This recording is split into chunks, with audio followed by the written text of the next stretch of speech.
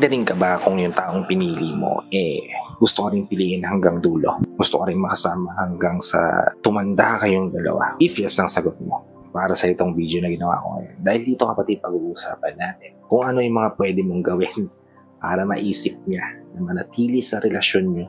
Gustuhin ka palagi, piliin ka palagi, at syempre, mahalin ka palagi. Kung interesado ka malaman kung ano-ano itong mga to, tara kapatid, pag-usapan natin yan.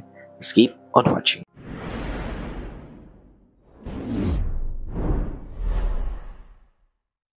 Hi, I'm Gary Pino. Gumagawa ko ng mga videos na tulad nito para matulungan ka na maging best version ng sarili mo.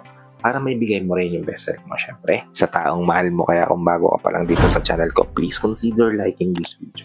Hit the subscribe button and the notification bell para lagi kang updated sa mga videos na tulad nito na i-upload pa natin sa inaharap. Kapatid, iba't iba naman tayo ng paraan paano natin papakita sa taong mahal natin kung gaano sila halaga para sa atin, diba? May paraan ka kung paano mo papakita sa taong mahal mo kung gaano siya halaga para sa iyo, at meron din akong paraan kung paano ko pinaparamdam sa taong mahal ko gaano siya ka-importante para sa akin. Pero ito yung mga bagay na dapat mong tandaan kapag pumasok ka sa isang relasyon para manatili yung taong mahal mo sa iyo at palagi kang piliin over anything.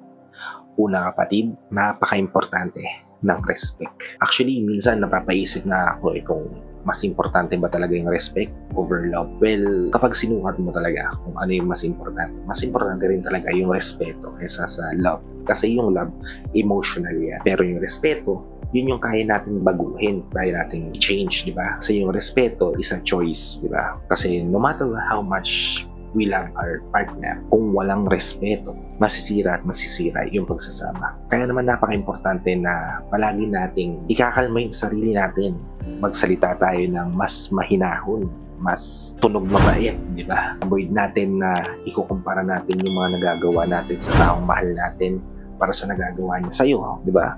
Yung mamaliitin mo siya sa mga nasasakripisyo mo sa relasyon nyo kumpara sa sakripisyo niya para sa'yo, di ba? At lagi mo tatandaan na always treat your partner or your spouse or your boyfriend or girlfriend with dignity, di ba? Yung hindi mo siya ipapahiya sa harapan ng mga taong mahalaga para sa kanya. Hindi irerespeto yung decision niya sa buhay. Isa sa mga bagay na nakakasira ng pagsasama, nakakasira ng relasyon, nakakasira ng pagtingin niya sa iyo.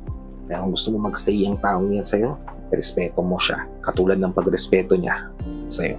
Ikalawa, wag mo ikukumpara yung relasyon na meron kayo sa iba. Kasi kapatid, sa mundo natin ngayon, buhay na buhay yung social media. At araw-araw natin ito na-encounter. At araw-araw tayo nakakita ng mga couple na ang saya-saya nila sa social media. Okay na okay yung pagsasama. Masaya yung babae, masaya yung lalaki. But in fact, in reality, hindi ganun talaga yung nangyayari. Minsan, kung ano yung nakikita natin sa social media, hindi yun yung realidad, kundi yun yung nakaraan. Diba? Kasi lahat ng relasyon ay may struggles na pinagdadaanan. Kahit pag-aano sila ka-look perfect sa social media post nila, meron silang problema kinakaharap, sitwasyon na kinapapaloban, di ba? Instead of focusing on your relationship, focus your mind sa relasyon na meron kayo. Wag mo ikukumpara ito sa iba. Kasi minsan, yung iniisip natin na nag-work sa kanila itong ganitong sitwasyon, dapat gawin din natin, di ba? Pati posibleng sa kanila, nag-i-effect yun. Sa relasyon nyo, hindi. At okay lang yun. Normal yun. At wag mong gagawin yun basehan para sa isang matatag na pagsasama. Kasi kapag ginawa mo yan yung magiging dahilan para magkaroon kayo ng lamat sa relasyon. Don't compare your relationship to others.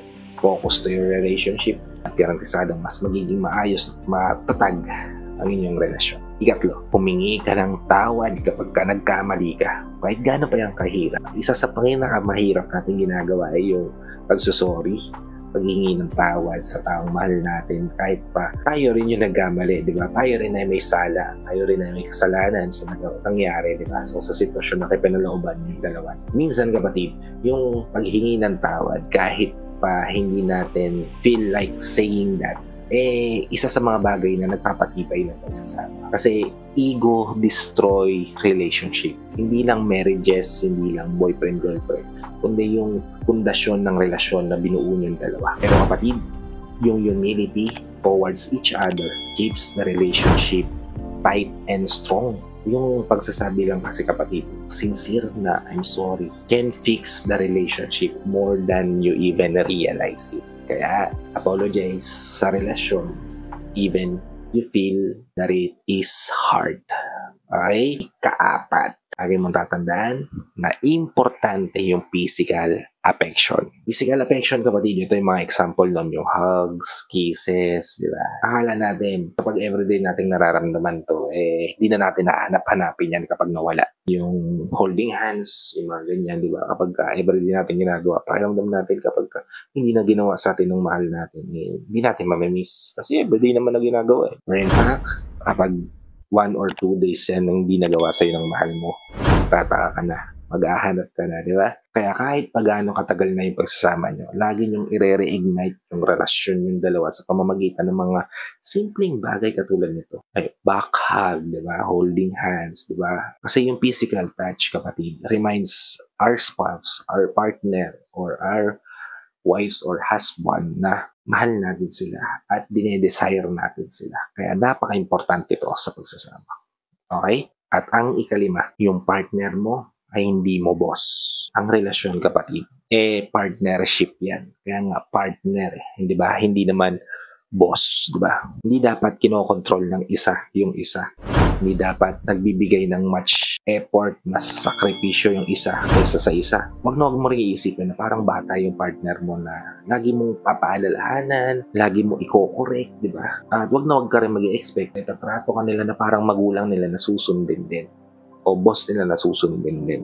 Kasi kapag nangyari yan sa relasyon nyo, na meron ng mas ahead kaysa sa isa, imbes na bot kayong dalawa na umaangat, diyan nag-start yung pagkaroon ng mancha, ng basag, ng gap sa relasyon yung dalawa. Kaya naman, I hope nabigyan ko kayo ng tips, ideas, o counting ka naman dito sa video na ginawa ko ngayon. If nabigyan ko naman kayo ng tips or ideas, please help me share this to your loved ones na posible natin matulungan din ng video na to. Para nakatulong na kayo sa kanila, nakatulong na rin ako sa kanila. Sa lahat pala ng OFW viewers natin at sa mga viewers natin dito sa Pilipinas na walang sawang nanonood, sumusuporta at lagi naka-tune in sa bawat video na ina-upload ko. Maraming salamat po sa palaging panonood at pag-support. Kung bago ka pa lang dito sa channel ko, please consider liking this video. Hit the subscribe button and the notification bell para lagi kang updated sa mga videos na katulad nito na i-upload pa natin sa inaarap. So, hanggang dito na lang mga kapatid. Maraming salamat ulit sa panonood. I hope to see you all on my next vlog.